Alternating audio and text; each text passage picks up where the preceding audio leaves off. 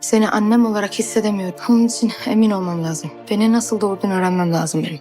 Taşacak Bu Deniz yeni bölümünde neler olacak? Videomuza geçmeden önce Adil'in gerçekleri öğrenmesini isteyenler videomuzu beğensin, sayımızı görelim. Taşacak Bu Deniz'den en güncel gelişmeleri takip etmek için ücretsiz bir şekilde abone olup bildirimleri açmayı ve hype atmayı unutmayın. Yeni bölümde artık düğümün çözülmeye başladığı bir sürece giriyoruz. Eleni cephesinde uzun zamandır üstü örtülen o büyük gerçek yavaş yavaş gün yüzüne çıkacak. Eleni'nin aklına bir kez düşen şüphe artık kolay kolay silinmeyecek.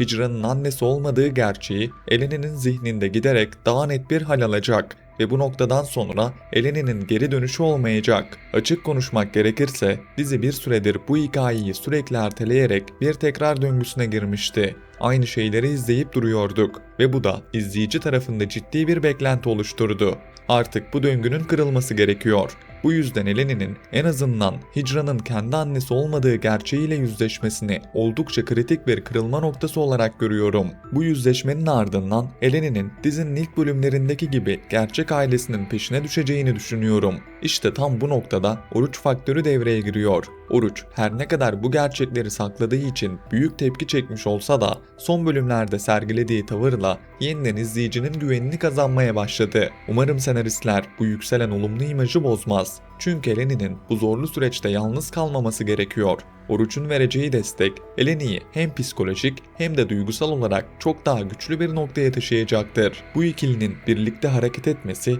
hikayeyi çok daha derin ve etkili bir noktaya taşıyabilir. Öte yandan Esme ve Şerif cephesinde de kritik bir gelişme bizleri bekliyor. Yeni bölümde boşanma davasının görülecek olması hikayenin önemli bir eşik noktasına geldiğini gösteriyor. Şerif her ne kadar boşanmamak için dirense de Esme artık eski Esme değil. Adil'in de desteğini arkasına alan Esme'nin bu süreçte çok daha stratejik ve kararlı hareket edeceğini düşünüyorum.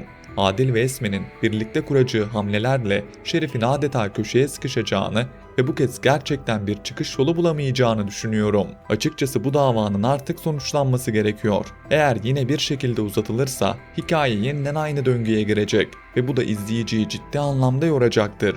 Bu yüzden bu kez Esme'nin Şerif'in boyunduruğundan tamamen kurtulacağını düşünüyorum. Öte yandan İso ve Fadime cephesinde de çeşitli gelişmeler göreceğiz. Her ne kadar Fadime ailesinden dolayı İso'dan uzaklaşmayı seçse de İso yeni bölümde Fadime'nin karşısına geçecek ve ailelerinin kaderinin kendi kaderleri olmadığını söyleyecek.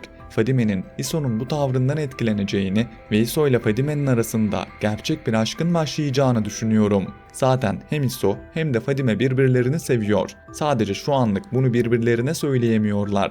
Çok geçmeden bu itirafların geleceğini ve ardından İso ile Fadime'nin arasında güzel bir aşkın doğacağını düşünüyorum.